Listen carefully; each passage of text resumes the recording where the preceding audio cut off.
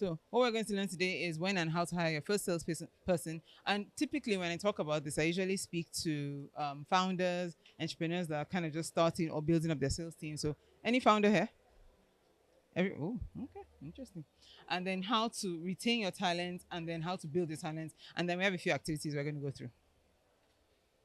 So my name is Hannatu Kasim Adegboyega. I build and I lead high performing sales teams. I help organizations. Oh, you can't see. I say here. I help organizations choose the best solution for their business. Right now, my focus is on financial regulators and anybody that needs any supervisory tools. And there's a reason why I'm going through this, so you would know how to introduce yourself. And I enjoy sharing knowledge, and I enjoy helping people just find different ways of doing things. So if you were to introduce yourself, this is an easy format. What do you help to do? Not what your grandmother did in 2 years ago, how you started the business when you were hungry. Simple. How this is an easy way. You go for a conference, you're able to introduce yourself. No stress, no grammar. Good. You want to take a screenshot? If you can. If you don't, if not, I can always share it with you. Don't worry. Not the slides, but I'll probably share, how to introduce yourself. So this I need you to scan. Let's see, because the question is going to ask you, have you hired anybody? I hope it's working. My slider should be up. Did it come up? It came up for one person. Should come up. Slider should come up. Have you hired a salesperson before? Was it not right? Was it right? Oh, network is bad. But let's ask. How many people have hired? Was it good? Right time? Perfect time? And the person is still with you? Well done. Who has had a bad hire? The good, the bad. Please pity us. We are salespeople. That's how we are. We're badly behaved like that. We're sorry. But yes. So these are the things that we realize that most founders struggle with, or most entrepreneurs struggle with, right? First thing is you hire too soon. I had to join a startup to understand what this is, product market fit. I didn't know. I was so used to big tech and, we all had product market fit. And then I realized there's something like product, where it simply means that your product doesn't fit the market in simple English. And that's a bad thing because it's hard to sell something that the market is not ready for. You may be too advanced. You may be too, so typically you're too advanced. What you have is just not fitting it because you are too future ready, or you may have come not at the right time. Maybe the market is just not in the mood. Yeah. So that's something we see. And that you might be hiring too late and you may have missed out on a lot of growth opportunities, meaning that you didn't think it was needed at that time to hire. And then you realize that, hold on, there's some opportunities I missed that I could have. And then you start to regret. We have a lot of people that sit here in this regret where they think, oh, I should have made this decision, I should have hired earlier. So we have a lot of founders that kind of struggle with this. And then you hire who's at the wrong, good, the bad, and ugly. This person. That you ask yourself, who sent me? Right? There's some people, I agree, I know some badly behaved salespeople that are just general faffers. And it's very shameful for me as a sales leader to say this, but it is what it is. So this is what we see as the typical growth journey for a founder or an entrepreneur. You start with founder-led sales. So you start your company, you have a brilliant idea, everything is very perfect. And then you think, I can sell this thing. And a mistake a lot of founders make at this stage, or a lot of entrepreneurs make at this stage, you think, when you tell somebody, I have a good idea, and they're like, it's a good idea, or yeah, come and pay me for it. That's when they will now start to act Nigerian film. Oh, I'm coming. My money has hooked. Something happened to something. Hey. So this is that process here, where you're just selling to friends and family. This is how we usually start, especially if you're a founder or you're just starting your business. And then you hire your first salesperson. But the key is this. It means that for you to hire somebody, the person can take what you give them and repeat that sales. I always tell my team members, once in a while you have a flash in the pan. Oh, you can't hear. Should we change the mic? Okay. Once in a while we have a flash in the pan. You have one big deal. If it's not repeatable, it's not really good. It's not that we'll collect the money, we'll collect the revenue.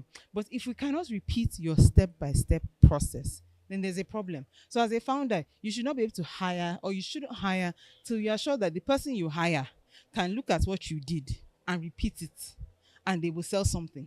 Make sense? Fantastic. And they can build a playbook. And what's a playbook? I think I'm going to give you, the playbook I'm going to share is an example of when you should hire. But a playbook is simply, what's my ICP? What did I build? What else? What else? What else in the playbook? What is my demographic? What all the questions you should ask yourself about your product goes in your playbook. And I know there's some playbooks. The beauty of ChatGPT, God bless them. There's nothing you can ask. Tell ChatGPT, this is my business. This is what I do. Give me a playbook. It will give you one. So that you won't say I'm wicked. And then when you graduate to having a small sales team, you have 3 to 5 people. By the time you get to 3 to 5 salespeople, you need a tool. Don't let anybody deceive you. You need a tool. There's a point you will get to. Excel cannot work. Because one day somebody will type an extra zero. You will now deceive yourself at the end of the year. Has it happened to anybody? It has happened to you. An extra zero can be catastrophe for somebody's business. So at a point in your life, you will need a tool. And this tool, start small. Yes, Excel, but there are a lot of free tools. A lot of free tools. So don't panic. I'm not sure if I know any off the top of my head, but there are a lot of free tools. And you must have a sales process, meaning repeatable sale. You hire a new person. You hire an intern, NYSC. The person can say 1, 2, 3, 4, 5, and we'll get to selling. And lastly, when you're selling on a large scale, so you're selling to leadership roles, you're selling to VPs. By this point now, your sales team should not just be anybody. They should be serious people that you can put in front of, or they can meet somebody and they will not embarrass your life. Make sense? Aha. All right, so these are the signs it's time to hire. If you're a founder and you're overwhelmed with calls and demos, I think was it Banky W that said it? Somebody talked about working on your business and not for the business. At some point of your life, as a CEO, as a founder, as a business owner, you should realize when it's time for you to work on your business. Meaning you're talking about strategy, you're talking about scaling, you're talking about next level. You should not be saying, hey, how many calls did we have yesterday? That's your salesperson's job. So if you are reaching that point, that's when you need to sell. And that's when you need to hire. When you have customers coming from, this word again, repeatable channels. Meaning, I put something on LinkedIn, 2 customers called me and they bought. I put something on Facebook, 2 customers called me and they bought. That's it. When you know, if you're a Christian, you know when you say spiritual patterns. When you start to say pattern, then you need it because it means that that person can repeat what you are doing. It means the person can follow your roadmap. Where you have product market fit, this thing can make or break a business. Me, I've seen it. And the beauty of startups, the beauty of entrepreneurs, one-man business, or owning your own business, is that you can wake up one day and pivot. Nobody's dragging with you. We did it in Q3. Between Q3, I lost my 2 team members for different reasons. I'm not a bad person, I promise. I'm not a bad person. I'm not wicked. But for different reasons, I lost 2 team members. I still have more, but I lost 2 key team members. Luckily for me, my CEO woke up and just said, it seems like we're making money from central banks. Hannatu, do you mind if we pivot? That was it. I slept in Q3 facing fintechs. I woke up in Q3 facing regulators. For me, it's good because there's less pressure on me. But if you don't have product market fit, don't be pivot. Don't be afraid to change. Nobody's going to beat you. It's your business. ICP, you know your ICP, you know the person you are building for, you know the person you're selling for, and you know that if I'm to sell, the person understands why I'm selling to them. Avoid hiring if you're still searching for product market fit. You're not sure. You don't know. Or you've not sold one thing. If you haven't sold before, don't hire anybody. If you haven't sold one thing, don't hire. You can't have repeatable revenue. In fact, forget even this one. Just even this one is enough. Because how are you going to pay the person? At some point, to hook now, you need to be able to pay. And then you're expecting the person to come and fix it. When we're good, salespeople are good. We're not magicians. Don't come. I tell people with my full chest, I can sell a bad product, but it's not all bad products I want to sell. Don't give me work. Okay? I hope people will go back and think, okay, I will be a better founder, a better CEO, a better business owner after this. All right, so what do we look for in his first sales hire? And I have another slide for this, but anyway. First thing I'm looking for is someone that's curious, somebody that will ask questions, somebody that the worst thing you can have in a salesperson that doesn't know, somebody that doesn't know the right questions to ask, somebody that you put them in front of the right person, you have the right product, and they still don't know how to ask the questions to know that the person needs what you're selling. And an example of this is not just curiosity, because it's not just about selling what you have. So, case in point, we were selling to, what were we even selling? It's some software solution. And we went to head of naval docks somewhere in Apapa. And the man kept going on and on about how his CCTV was a problem. Oh, he said CCTV at least 5 times. What does that mean? Uncle is not going to hear my software solution till I sell that to this CCTV. What did I do? I call my Oga. Hello, sir. Do you have CCTV to sell? Do you have a friend that can sell? Yes, we do. No problem. We solve the problem. That's it. You have to have someone that can ask the right questions so that they will find the right answers. This thing, in this generation where everybody is tired, everybody's mental health is at stake. You can't be a salesperson. Do you know how many no's? Do you know how many no's? Do you know who will just ignore you? You will call somebody. Oh, I saw somebody yesterday at Art of Technology. The way the Oga hugged me, commissioner for Lagos, something else, some innovation commissioner. The way he hugged me, you will not believe that the last email this man replied me was January 13th. I had to check my phone today. The way he hugged me, you think, we spoke last week. It's a lie. He has been ignoring me since January 13th. So that resilience is necessary. If your salesperson cannot bounce back, it can take 2 weeks for the person to recover from one no. And that no can shock you. My mentor always tells me a story of end of year. She used to be with IBM. End of financial year, not end of December. You know, financial year differs for a lot of OEMs. End of financial year, they had a big deal from Access Bank. I was like, I shouldn't be saying the name, but anyway, one of these big banks. And like 2 days before end of year, the deal didn't go through. The person in charge, he just said, we're not doing it again. She said she had VPs coming in from Spain to come and close. As in that kind, this was the deal to make the year.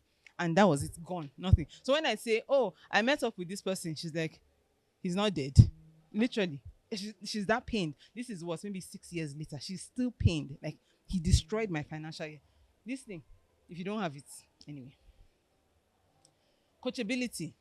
If your sales team cannot listen to you talk or feedback, or they don't want to learn, you're wasting your time. If you have a coconut head salesperson and the person is still not selling, it's even if the person is selling, they do worry to the answer. But the one that they're not selling and say a coconut head, fire the person.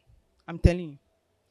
Builder mindset. I was just telling somebody I was sitting next to. If you were listening to the last panel, Iyaduni was talking about how we, instead of complaining about the potholes, we narrate a whole story about how the potholes. That's a builder's mindset. That's someone that say, this is a problem, but don't worry, we can find a way to the answer. If you have somebody that they only see this thing is red, I cannot see it as pink, is a problem, because it means the person is not flexible. The person will not know that when somebody is saying, I want to buy CCTV, let me solve the CCTV, then I can solve my software problem. You need somebody that has a builder mindset, builder mentality. This is what you should look out. This is a red flag. They're only sitting down waiting. If you have people that sit down in the office waiting for sales, it's a red flag. If they're not ready to go out. At first, when I started working with the startup I'm with, my boss used to say, oh, Hannatu, you're always everywhere. You know, like I'm trying to say, auntie, calm down now, sit down and do work. Till I started to bring leads from going out. Till people started calling her to come and be on TV. Then she realized, okay, this girl's outside is with sense. If you don't have someone that's going outside, and unless it is you're a back end, you're a builder kind, maybe you're building software, hey, maybe you don't need to market. But if you are selling a product, and even at that safe, I don't know any salesperson that is only waiting for the deals to come in. It doesn't make sense to me. If they need structure, if somebody cannot work in a chaotic situation, that person can sell for you. Because it means if things go south, then they're confused. Two of you now be confused together. Or they say, I must close at all costs, instead of learning what the market is saying. If you don't have a salesperson that can bring feedback back to you, you have a problem. The person should be able to bring feedback and say, products team, this is what we're seeing in the market. This is what the industry is saying. This is the policy. Every day my husband is always shouting, have you seen the new policy? CBN governor, have you seen this? Have you seen that? If you don't have someone that is saying what is the policy saying in this market or in this country, how is it affecting us? Then the person can be a good salesperson. The person will not close well for you because they're not flexible enough to adapt to the situation. I was going to say, what do you consider, but because network, but what do you think is the most important thing? And maybe, I don't know if you take a picture and later you can scan it, and maybe you should do that. Take a screenshot, and then when you're free, if you can scan it and let me see the results. But it's just asking, what do you think is the most important thing, or what are you looking for in your salesperson? Is it flexibility? Is it someone that dresses well? Because that's another thing. Some people need shine bobo. Are we done? So If we're building a high performing sales team, these are the three things you should be looking out for. And I'm going to talk about just two. We're almost done, I promise. Hire for attitude. Attitude is key. If you don't have and I don't mean the person has to be sucking up to you, no, but just somebody that is polite, because the person can go and embarrass you outside. So hire for attitude, not just aptitude or experience. Have you noticed that a lot of companies now, they ask for things outside your job description? How are you volunteering? When I used to work with telco, I remember they came up with something during KPIs. They said it's not just the what score. What is she sold five lines. She did this thing. She brought in this amount of revenue. They brought out the house score. House score is attitude to your leader. How do you work with the team? Collaboration. Because some people will just be flying high with what they can. If it's numbers, they are good, but their behavior. I had a team member. Before I would call him on the phone, I would literally say, Holy Spirit, let this boy pick up. Because you can be in the middle of a meeting with your SVP in Dubai, and they'll say, call this person, let's hear about this thing. Hell, if you call him, he won't pick. He won't pick. And there's nothing you can do. Then he says, Hannatu, I'm sorry. Boss, I'm so sorry. Of what use is it to me? And everybody knew. And they told him, this is why we can't promote you, because your attitude is horrible. That's why you see people that they're superstars, but they can't promote them because they're just badly behaved. So attitude, always remember, attitude is key. We talked about your processes, your playbooks, your tools that you're using, your deal stages, and that's a whole different conversation. You should understand your pipeline stages. This is the product.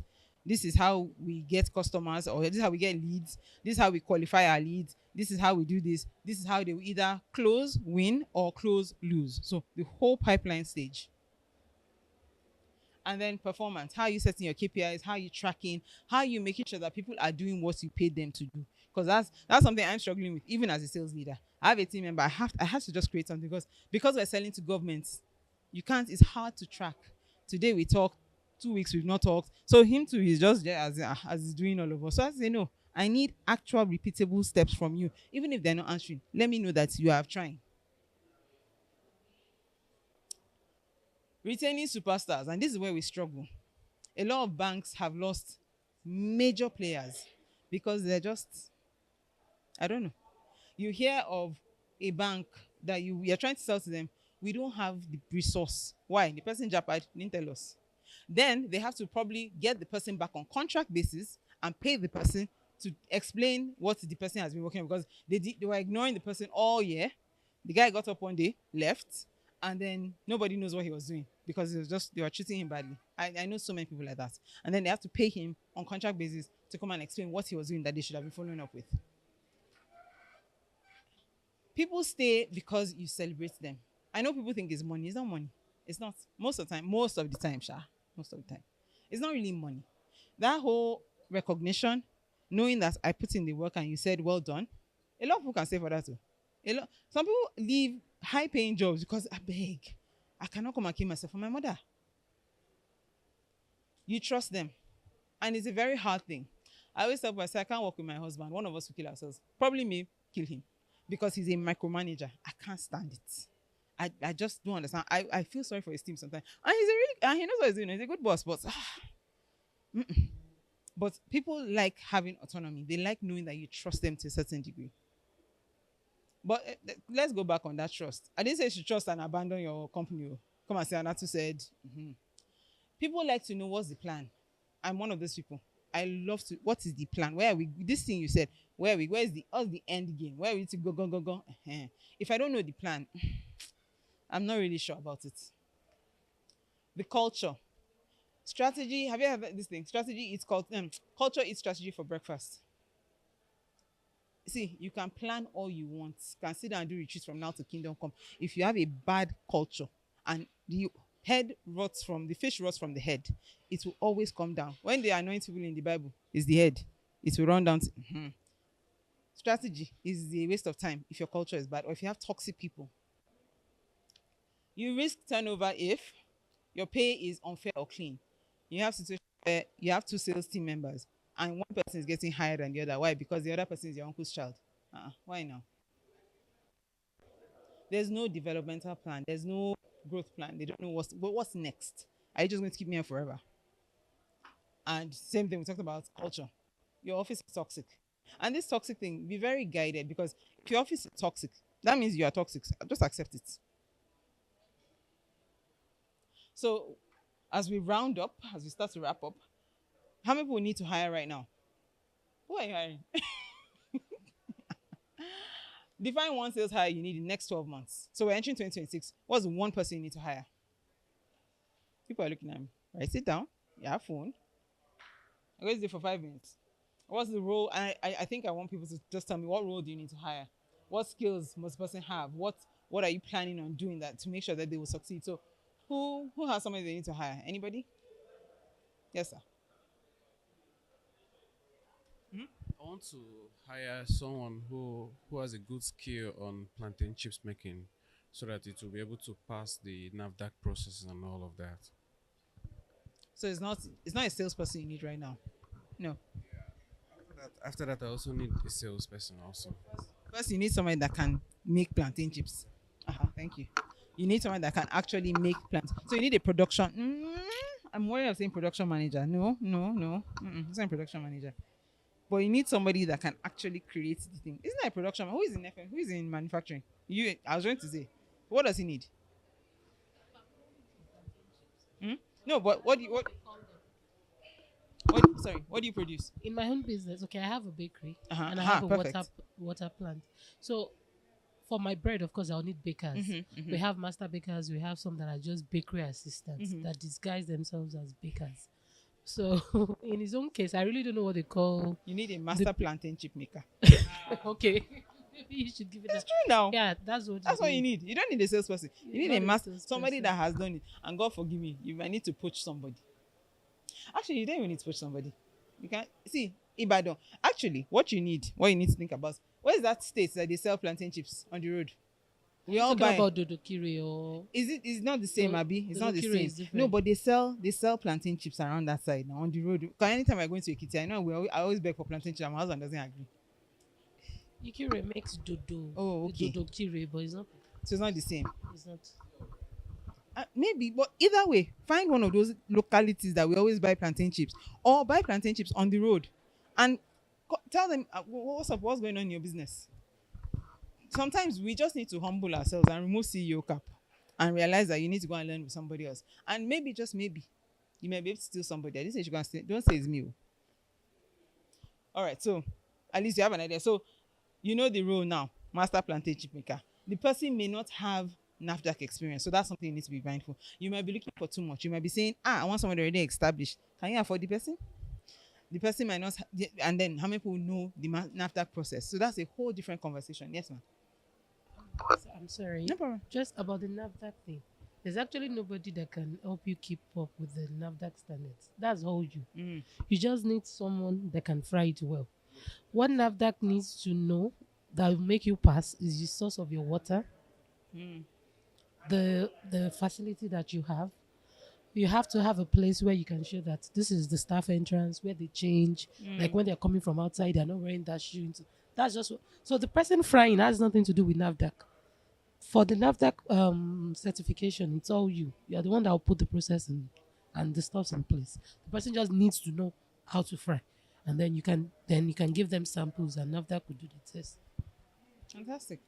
All right. So we solve that problem, and we know the skill. The person needs to be able to fry dodo, cut plantain. The person actually should be able to even know the kind of plantain, because there's a company, my friend, every time she's coming in or anytime anybody's going to the US, she has her very specific order: ripe 6, unripe something, and they will tell me, oh my, we don't have ripe, we don't have unripe. They literally tell me we don't have this in stock. So the person needs to know plantain. It sounds silly because in our minds, fry plantain and be going right. And then what do you need to give the person to succeed? We need to think about that, so that the person doesn't come and then you're thinking, why aren't you doing what I hired you to do? Do you understand? So what enablement do you have to give that person that is frying plantain to do? So you need to give them a factory, or at least a room they can cut the plantain. You need to give them a sharp knife. You need to give them regular plantain supply. That's something you need to think about as well, right? It seems very serious, but it's really very basic and fundamental. Okay? Anybody else? Hiring? Yes, sir. Where is the other mic? Okay, so there's a realty company that I started, and because I won't say it's a side hustle, but it's part of my line of work, but it's just like another business line, all right? So what I have needed is I've been doing it myself, right? So I mean, just bootstrap. I mean, generate leads and all of that, and there's been a lot of business coming in, but because I have another obligation, which you may know, I've been thinking of bringing somebody on board, right, to teach some of the things I'm doing, and then just sell as well and keep communication line with the people that are buying properties and stuff like that. So that's a role I've been looking for, and maybe it's at a point where I think the business can absorb somebody, but the qualities and the attributes that I should look out for are things that I'm still putting together. So that's a role I'm looking to get. So somebody that can actually also maintain communication lines and keep relationships. So I think those are key things I'm looking out for. Business development, more or less. And we've realized that there's that overlapping nowadays, because I had a business development manager. She was brilliant at following up. She's not a closer. So you have to understand that you need an opener, somebody that can get the leads, somebody that can close the leads, and then the business development is the middle. The person that literally, what's up, Oga? I just want to check on you. Did you know it's this guy's birthday yesterday? I just want to say, I saw your birthday on the news. That's it. So what you need is a business development manager for now, because you might still end up closing, right? One of the challenges we have is that we don't specify the role. Have you noticed? No offense to both of you, but you guys, we all kind of circled around. The name is what you need. Because when people say, oh, two people, just today, two people have told me, oh, Hannatu, I'm looking for this role. The minute I say, send me JD, because you didn't specify the role. Once you have the name, ChatGPT, this is my business. I need a JD for this role. Do you understand? So it's something you need to leave. It's something we need to learn to specify. Then you can now start to say, okay, what skills does the person need? What do I need to give the person to succeed? So in your case, we even need to talk about that. But business development role, you just need somebody that's hungry. Insurance, people that are insurance, very hungry. Because if you can sell insurance, you can sell anything. It's just the issue is, I'm telling you, it's just that I can't afford the person. Do you understand? But if you can sell insurance, it's Nigeria. What's our insurance? Blood, how many people have insurance? Well done. Well, why are people proud? Right. Insurance in Nigeria is blood of Jesus. And so if you can sell it, you can sell anything, really. So, key takeaways, I promise you guys will be quick. Hire when you have repeatable demand. Hire when you can repeat the sales process.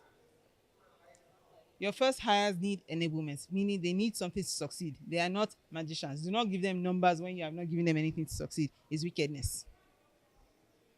Sales requires people, process, and performance. We talked about this. We didn't talk about these two, but this is the main thing we're looking at, the people you're looking for. And honestly, there are people here. I know it seems all doom and gloom. Trust me, it looks like all doom and gloom to me sometimes. But there are people that are hungry and are well-behaved enough to look for a job, or at least you can give them a job. Culture eats strategy for breakfast. If you have a badly behaved company, you have badly behaved people. It's very simple. There's no up and down about it. And you may hire wrong, and it's okay. It's okay if you learn to understand that if I hire the wrong person and nothing, it's to fire the person now. Unless you're like me. I try to give people a lot of chances, but if you need to fire the person, don't kill yourself. Understand that your business is a life and death situation. There are people that are feeding from your business, unless you have inheritance somewhere. But there are people that are feeding, so you can't afford to have wrong people in your business, spoiling the other team members. One bad egg spoils the rest. So it's okay to hire wrong. Accept it, move on. Sales success is 20% strategy. The rest of it is this. This one, it takes 2 days. Company retreat is 2 days for the whole remaining 363 days. So a lot of it is just how you're executing and how you consistently able to execute on what you do. Okay. What happened? Okay, so ignore this. I have a free workbook I'm going to send out, but you need to send me an email. And then you can follow me on LinkedIn or Instagram. Feel free to do that. This one network is bad. don't know how to. But feel free to follow me on LinkedIn, on Instagram. I've started playing around my Instagram more and talking about B2B sales. Very interesting to see. If you follow my stories, I'm not serious on my stories, but I'm serious in my posts. So yeah. And then thank you. That's it. That's really it. Thank you very much.